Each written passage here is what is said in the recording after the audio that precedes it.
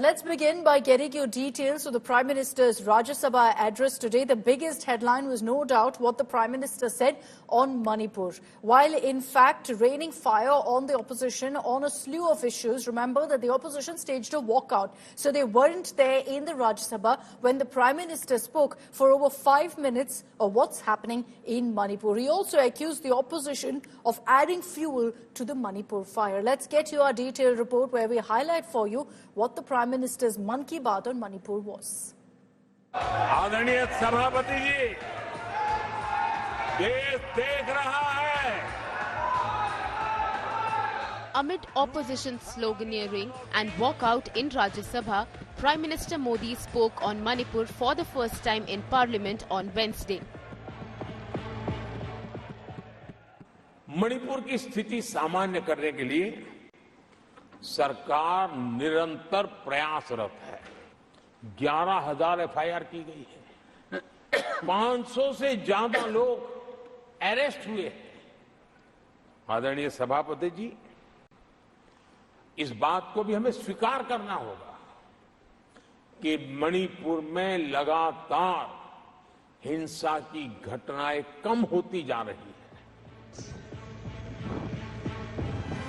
The statement made amid opposition allegations that he had turned his back to the violence-hit state.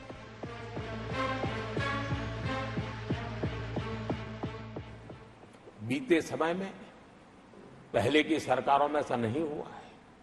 गृह मंत्री स्वयं कई दिनों तक वहां रहे.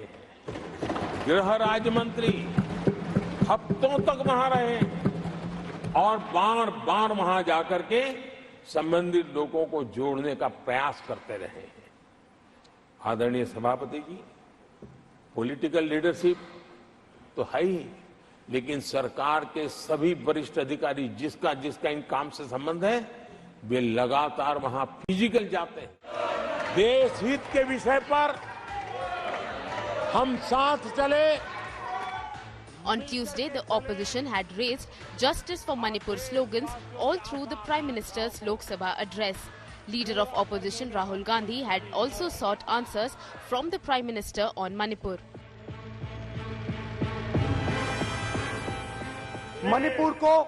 मणिपुर को आपने सिविल वॉर में डुबा दिया है. मणिपुर को आपने और आपकी योजनाओं ने, आपकी पॉलिटिक्स ने जला दिया है. हमने मतलब प्रेशर लगाया, हम गए, हमने प्रधानमंत्री से कहा एक मैसेज दे दीजिए, मणिपुर चले जाइए, जनता की वहां रक्षा कीजिए. नहीं, हम सभी को राजनीति से ऊपर उठ करके वहां की स्थिति को सामान्य बनाने में सहयोग करना चाहिए. ये हम सबका कर्तव्य है. जो भी तत्व मणिपुर की आग में घी डालने की कोशिश कर रहे हैं, मैं उनसे आगाह करता हूं कि ये हरकतें बंद करें. एक समय आएगा मणिपुर ही उनको रिजेक्ट करने वाला है, ऐसे लोगों को. While the Prime Minister slammed politics over Manipur, he also lashed out at the Congress. मैं वहां गया, कुकीज और मीठे इससे दोनों से मिला. मणिपुर इनके लिए हिंदुस्तान का प्रदेश ही नहीं है. मणिपुर है ही नहीं. यदि मणिपुर है ही नहीं, ना होम मिनिस्टर के लिए, ना प्रधानमंत्री के लिए, है ही नहीं, एग्जिस्ट नहीं करता. जो लोग मणिपुर के इतिहास को जानते हैं, मणिपुर की घटनाक्रम को जानते हैं, उनको पता है कि वहां का सामाजिक संघर्ष का एक लंबा इतिहास रहा है. और कांग्रेस के लोग ये न भूले कि मणिपुर में इन्हीं कारणों से 10 बार राष्ट्रपति शासन लगाना पड़ा है. लेकिन फिर भी राजनीतिक फायदा उठाने के लिए वहां पर जिस प्रकार की हरकतें हो रही है. It's been just over a year since ethnic strife cinched Manipur, but the fault lines run deep. What will heal Manipur? Bureau Report, India Today. Let's bring in Maushmi Singh on this broadcast who's tracking the latest coming in from the India bloc, the opposition camp. Maushmi, yesterday in the Lok Sabha, you had the Prime Minister being heckled by the opposition. All of them constantly raised slogans like justice for Manipur, essentially wanting the Prime Minister to speak on the Manipur crisis. He didn't do it in the Lok Sabha yesterday. Today chose to speak about it in Rajya Sabha, but of course the opposition benches were completely empty, considering MPs had staged a walkout. What are the reactions that are coming in right now to the Prime Minister's mention of Manipur? What does the opposition have to say? Right, Akshata. So clearly, and Prime Minister, even as the opposition walked out, and I was in the media gallery in the Raj Sabha, as soon as the opposition had walked out, Prime Minister first raked up the issue of West Bengal, where a woman was seen brutally beaten up, and also mentioned Sandesh Khali. And minutes after that, he spoke on Manipur. Now, it's very interesting because the opposition had been demanding that the Prime Minister should speak on Manipur, go to Manipur. Rahul Gandhi had put Manipur on the focus, on the spotlight by making a trip to Manipur. But importantly, we've seen other ministers respond, and the BJP had said that the Congress is politicizing this entire issue and dragging the Prime Minister just for political gains. But this time round, just a day after, Prime Minister, speaking on Manipur, has multiple messages. One, that the Prime Minister is clearly driving a wedge as far as opposition's solidarity with Manipur is concerned. He says that Manipur will reject this politics of the Congress, where you're looking at a tragedy or looking at social tensions to derive political mileage, and thereby the Prime Minister said that it was very, very sad that politics was ruling the roost, and the opposition merely slammed the Prime Minister Narendra Modi, saying it was his politics that resulted in this outcome, and it's too little too late for the Prime Minister now to give that statement. We'll talk about the opposition's walkout in just a bit and what triggered that reaction from the opposition in the Rajya Sabha. Maushmi, I'll request you to stay on with me. Focusing on Manipur, earlier in our report, we also showed you what Rahul Gandhi had said on Manipur as the leader of opposition when he spoke in the Lok Sabha. But there was another speech on Manipur that was made in Parliament as a reply to, in fact, the motion of thanks to the President's address that went viral. This is Manipur's Congress MP Agumcha Bimol's speech in Parliament, which went viral. The MP spoke at midnight, was the last speaker, and he raised the Manipur conflict, claimed that the northeast region has been completely ignored, and demanded that Prime Minister Modi speak on this in the House. And there has been civil war-like situations where people are armed to the teeth and roaming around and fighting each other, defending their villages. And the Indian state is a mute spectator to this tragedy for 1 year. If you have an iota of concern for this state, there would not have been a silence. There would not have been a silence in this House, nor in the presidential address.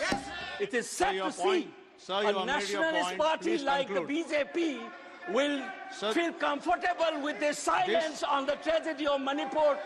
Keep your hands on your heart and think about the 60,000 people who are linguistic in relief camps. And those mothers, those widows, think of them. I would keep quiet the moment the Prime Minister opened his mouth and the Nationalist Party says that Manipur is part of India and we care for the people of that state. Only then I will accept what is nationalism in our face. And that was the speech by the Manipur MP that went viral, leading to a lot of questions being asked of the government on why they weren't speaking about Manipur.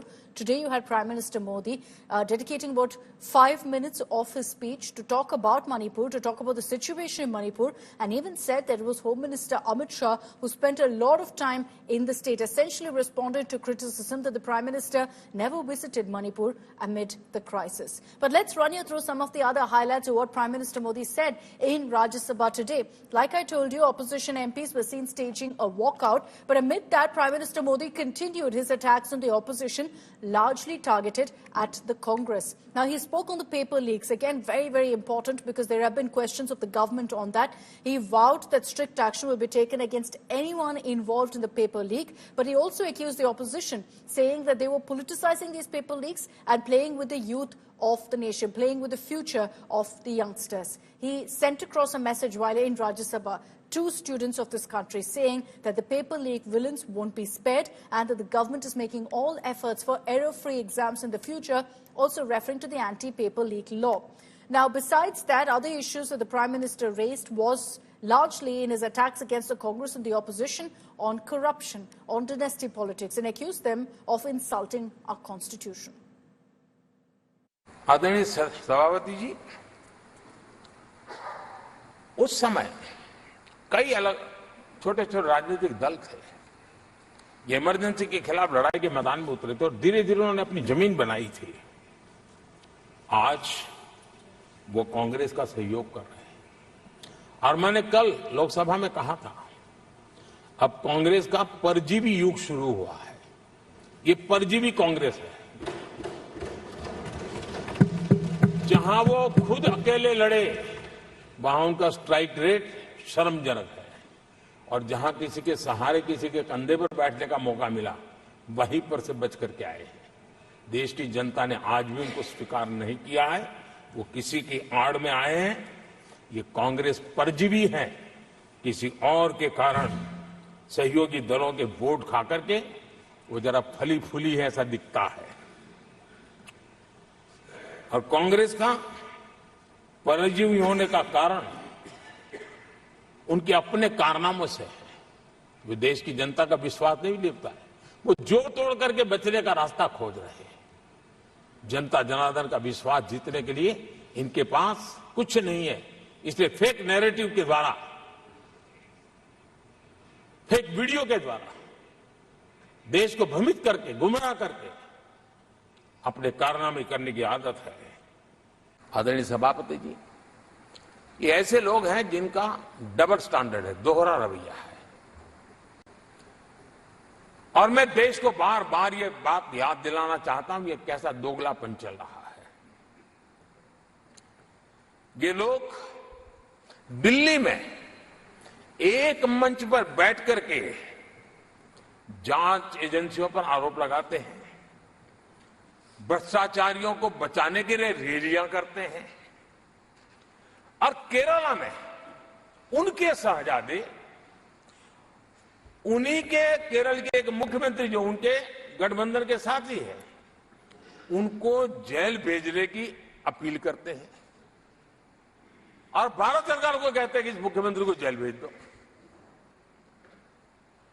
Delhi में ED, CBI की कार्रवाई उस पर हाय तौबा करते हैं और वही लोग उसी एजेंसी से केरल के मुख्यमंत्री को जेल भेजने की बात करते हैं, शहजादे। तब लोगों के मन में सवाल उठता है कि इसमें भी दोगलापन। आदरणीय सभापति जी, छत्तीसगढ़ में कांग्रेस सरकार के मुख्यमंत्री के साथ शराब घोटाला जुड़ा। यही आप पार्टी वाले चीख चीख करके कहते थे कि ईडी, सीबीआई को लगा दो और इस मुख्यमंत्री को जेल में डाल दो, खुलेआम कहते थे। और ईडी ये काम कर, इसके लिए गुजारिश करते थे। उनको तब ईडी बहुत प्यारा लगता है। आदरणीय सभापति जी, ये आज जो लोग जांच एजेंसियों को बदनाम कर रहे हैं, हल्ला मचा रहे हैं, मैं जरा उनकी याददाश्त पर जोर डालना चाहिए, मैं ऐसा उनका आग्रह करता हूं। जांच एजेंसियों का पहले दुरुपयोग कैसे होता था, कैसे होता था, कौन करता था, मैं जरा बताना चाहता हूं। मैं कुछ बयान आपके सामने रखता हूं। ये पहला बयान है 2013 का। बयान क्या है? कांग्रेस से लड़ना आसान नहीं है, जेल में डाल देगी, सीबीआई पीछे लगा देगी। कांग्रेस सीबीआई व इनकम टैक्स का भय दिखाकर समर्थन लेती है। ये स्टेटमेंट किसका है? ये बयान है स्वर्गीय मुलायम सिंह जी का। आदरणीय सभापति जी,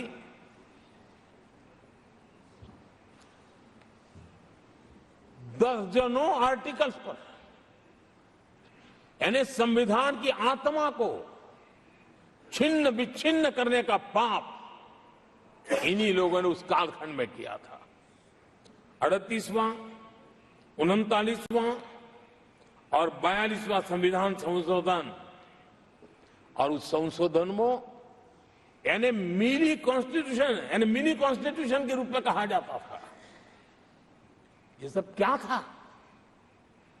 आपके मुंह में संविधान की रक्षा शब्द शोभा नहीं देता है। ये पाप कर करके आप बैठे हुए लोग हो। इमरजेंसी में पिछली सरकार में 10 साल ये कैबिनेट में थे खड़गे जी। क्या हुआ था? प्रधानमंत्री संवैधानिक पद है, प्रधानमंत्री के पद के ऊपर एनएसी बैठ जाना, ये कौन से संविधान में से लाए थे व्यवस्था? किस संविधान में से बनाया था आप लोगों ने? आपने देश के प्रधानमंत्री पद की गरिमा को चकनाचूर कर दिया था और रिमोट पायलट बनकर के आप उसके माथे पर बैठ गए थे। कौन सा संविधान आपको अनुमति देता है? आदरणीय सभापति जी, जरा ये बताएं हमको, वो कौन सा संविधान है जो एक सांसद को कैबिनेट के निर्णय को सार्वजनिक रूप से फाड़ देने का हक दे देता है? वो कौन सा संविधान था? आदरणीय सभापति जी,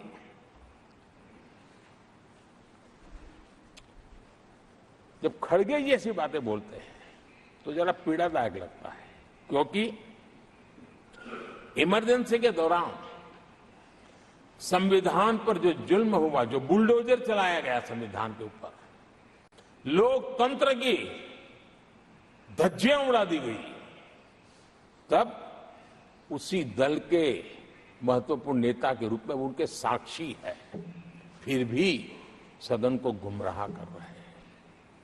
आदरणीय सभापति जी, आपातकाल को मैंने बहुत निकट से देखा है। करोड़ों लोगों को कल्पना भार की यातनाएं दी गई है, उनका जीना मुश्किल कर दिया गया था, और जो संसद के अंदर होता था वो तो रिकॉर्ड पर है। भारत के संविधान की बातें करने वालों को मैं पूछता हूं, जब आपने लोकसभा को 7 साल चलाया था, लोकसभा का कार्यकाल 5 साल है, वो कौन सा संविधान था जिसको लेकर के आपने 7 साल तक सत्ता की मौज ली और लोगों पर जुल्म करते रहे? और आप संविधान हमें सिखाते हो? So remember, the comments made by the Prime Minister in the Rajya Sabha, particularly targeting the opposition, was all made even as there was no opposition present in the upper house. And that's because while the Prime Minister spoke today in the upper house, opposition MPs protested and staged a walkout. There was heavy sloganeering, much like yesterday, today as well, while the Prime Minister spoke, so much so that you could barely hear his speech, and opposition MPs eventually walked out. They were chanting slogans like LOP, LOP. Essentially, the reason they staged that walkout is they say they wanted to interject when the Prime Minister was speaking. They wanted Mallikarjun Kharge to interject, but he wasn't given the opportunity to do so.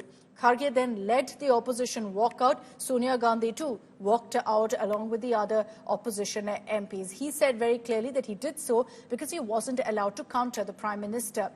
Yesterday, and this comes even as footage has emerged from the Lok Sabha, showing exactly how Rahul Gandhi, will play out that footage for you, where Rahul Gandhi is actually seen signalling MPs to protest during the Prime Minister's speech. He was seen instigating them, egging them on. There you have that footage where Rahul Gandhi is standing, telling them to move into the well of the House, to storm the well of the House. Another sequence that we have of Rahul Gandhi shows him seated there even as others are protesting, egging them on, telling them to chant louder to drown out the Prime Minister's voice. There are several other videos where he's seen chanting along and booing Prime Minister Modi. Now, the BJP's lashed out at Rahul Gandhi, saying he, as leader of opposition, instigated this kind of unparliamentary behavior. And at this time, even as this video is going viral, there's another one of Prime Minister Modi from the Lok Sabha, where he's seen offering water to the protesting opposition MPs, to Manikam Tagore, Congress MP, who refused politely, saying no thank you. And then you had Hibi Eden taking the water and drinking it from the Prime Minister. That video too has gone viral. हम सबने इसलिए walkout किया कि जो prime minister अपना राष्ट्रपति अभिभाषण पर जो भाषण दे रहे थे, उन्होंने कुछ गलत बातें सदन को बताई। तो हमारे को बोलते हैं कि हम संविधान विरोधी है। अरे खुद विरोधी है, जन्मता ही विरोधी है, शुरू से विरोधी है। संविधान सभा के समक्ष संविधान के प्रारूप के अबाध रूप से प्रस्तुत किए जाने के समस्त श्रेय पर कांग्रेस पार्टी का हक बनता है। ये बात मैं कहने वाला था और मेरी बात सुन रहे नहीं। मैं मिनटों से हाथ उठा रहा हूं। हमारे सभी पार्टी, इंडिया गठबंधन पार्टी पूरी उठ के डिमांड कर रही थी, मांग रही थी। हम ध्यान खींच रहे थे चेयरमैन साहब, ना हमको वो मौका नहीं मिला। मैं फिर प्रधानमंत्री से खुद रिक्वेस्ट किया, 1 बार 2 बार 3 बार, लेकिन उन्होंने भी उसको नकार दिया। और इसलिए मैं कंडम करता हूं, हम सभी लोग कंडम करते हैं और कंडम करके हम वॉकआउट किए। जब देश का प्रधानमंत्री बोलते हैं तो उसको बोलने का पूरा समय दिया जाता है, ये परंपरा रही है। बीच में अगर टोकना है या क्लैरिफिकेशन देना चाहते हैं तो ठीक है, थोड़ा थोड़ा पार्लियामेंट्री फंक्शनिंग में टोका टोकी जरूर होते हैं, लेकिन आप पूरा का पूरा 2 घंटे भाषण को आप हल्ला करके स्लोगन करके बोलने ही नहीं देंगे, ऐसा कभी भी नहीं हुआ। ये कांग्रेस पार्टी को सोचना होगा कि देश का प्रधानमंत्री किसी एक दल का नहीं होता है, वो पूरा देश का नेतृत्व करते हैं। ये सदन की मान्य परंपरा है कि जब लीडर ऑफ अपोजिशन खड़े हो जाएं कुछ सही तथ्य सामने लाने के लिए, सच्ची जानकारी देने के लिए, और प्रधानमंत्री जी जब गलत तथ्य रख रहे हों, गलत जानकारी दे रहे हों, उस समय बारंबार प्रयास किया लीडर ऑफ अपोजिशन ने with facts and figure books, उनको अवसर नहीं मिला। इसलिए लीडर ऑफ अपोजिशन के नेतृत्व में सच्चाई चूंकि सामने आने नहीं दी जा रही है, संपूर्ण विपक्ष ने श्री खरगे के नेतृत्व में वॉकआउट किया सदन में। यहाँ सिर्फ झूठ बोला जा रहा था। 2 बार एलओपी, 3-4 बार एलओपी ने रिक्वेस्ट की कि वो इंटरवीन करना चाहते हैं, क्योंकि वहां पे झूठ परोसा जा रहा था। और एक जैसे बार बार ये एक नॉर्म बन गया है कि मिनिस्टर्स भी आकर इंटरवीन करते हैं, तो इनको इंटरवेंशन देने का समय नहीं मिला। 3-4 बार हमने रिक्वेस्ट की माननीय चेयरपर्सन से, पर उन्होंने मौका नहीं दिया। इसलिए हमने कहा कि अगर हमारी सुनवाई नहीं करनी है, पार्लियामेंट्री डेमोक्रेसी का सिस्टम ही ये नहीं मानते हैं, अभी भी उसी अहंकार से चल रहे हैं, तो हमने भी सदन से वॉकआउट किया है। Let's bring in Maushmi Singh on this broadcast. Maushmi, was this a clear strategy of the opposition, first in Lok Sabha to go ahead and protest while the Prime Minister spoke, and then in Rajya Sabha to stage this kind of a walkout? Because the BJP here, the government here, is accusing the opposition of acting in an unparliamentary manner. Akshita, if you look at the timeline, first Mallikarjun Kharge spoke on the vote of thanks to the president's address in the Rajya Sabha. Later on, Rahul Gandhi spoke in the lower house on the president's address, and Kharge was interjected at least 4 times by the BJP ministers. Rahul Gandhi was interjected by at least by 7 cabinet ministers and a couple of BJP MPs. And thereafter, when Prime Minister spoke in the lower house, the opposition was up in arms right from the beginning. So there was no chance of allowing interjections, and somewhere, the battle lines were drawn, the swords were drawn, because here was a situation where the Prime Minister was speaking, and the Treasury benches felt that this was a well thought out strategy by the India bloc to pitch in that one. And Manipur Congress MP, there are 2 of them, has not been allowed to speak, and in the presence of the Prime Minister, before his speech in the lower house, he should be allowed to speak. And that's why you could hear a lot of Manipur, justice for Manipur in lower house. And then that ball actually shifted to the upper house in the Rajya Sabha, where you've seen Prime Minister reply on to speak. Prime Minister spoke on Manipur. But before that, the opposition was there protesting, not so vocal, not so loud. But yes, Kharge objected to the fact that Prime Minister Narendra Modi said that they were opposed to the Samvidhan Divas, which the BJP decided to celebrate on 26th November. And they were saying, you have 26th January, why do you need a Samvidhan Divas? On that point, Mr. Kharge said, I need a minute. He asked Mr. Dhankar and then the Prime Minister as well.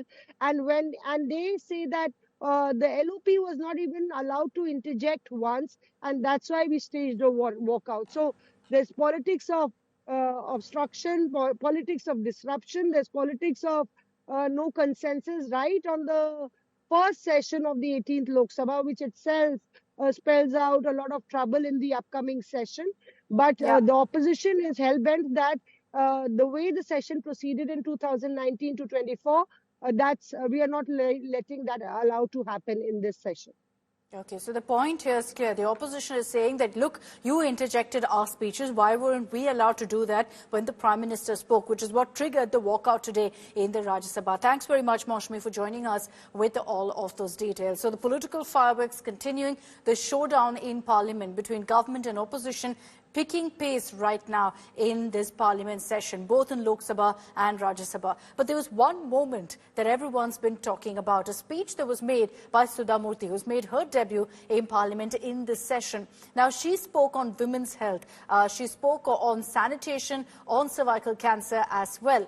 Now, while Sudha Murty advocated for government-sponsored vaccinations, and this was cervical cancer vaccinations for girls aged 9 to 14, Prime Minister Modi hailed Sudha Murty for her speech and also highlighted steps being taken by his government to focus on women's health.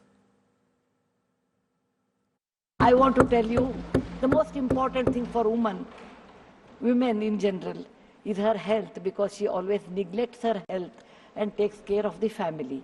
And because of that, many women suffer in real life with cervical cancers, and they will come to the hospital only in the 4th stage or 3rd stage. I'm being a daughter and a sister of a doctor. I'm aware of this, and I've worked in my last 30 years with Infosys Foundation on this particular area, and that I want to give a suggestion. There is a vaccination which is given to girls between the age of 9 to 14, known as the cervical vaccination, which can, if the girls take that, it can be avoided. May I request that to the House, that we should incorporate that vaccination for the benefit of our girls. And they have handled a very big vaccination drive during COVID, so this may not be very difficult if you can vaccinate our girls in the teenage 9 to 14. आदरणीय सभापति जी, toilet हो, sanitary pads हो, gas connection हो, pregnancy के दौरान vaccination की व्यवस्था हो, और इसका फायदा हमारे देश की माताओं बहनों को मिला है। आदरणीय सभापति जी, आरोग्य के साथ साथ महिलाएं आत्मनिर्भर बने, उस दिशा में भी हम लगातार काम कर रहे हैं। बीते वर्षों में हमने जो 4 करोड़ घर बनाए हैं, उसमें से ज्यादातर घर हमने महिलाओं के नाम पर रजिस्टर। बैंकों में खाते खुलने से, मुद्रा और सुकन्या समृद्धि जैसी योजना से आर्थिक फैसलों में महिलाओं की भूमिका भी बढ़ी है, भागीदारी भी बढ़ी है और एक प्रकार से वो परिवार में भी अब निर्णय प्रक्रिया का हिस्सा बनने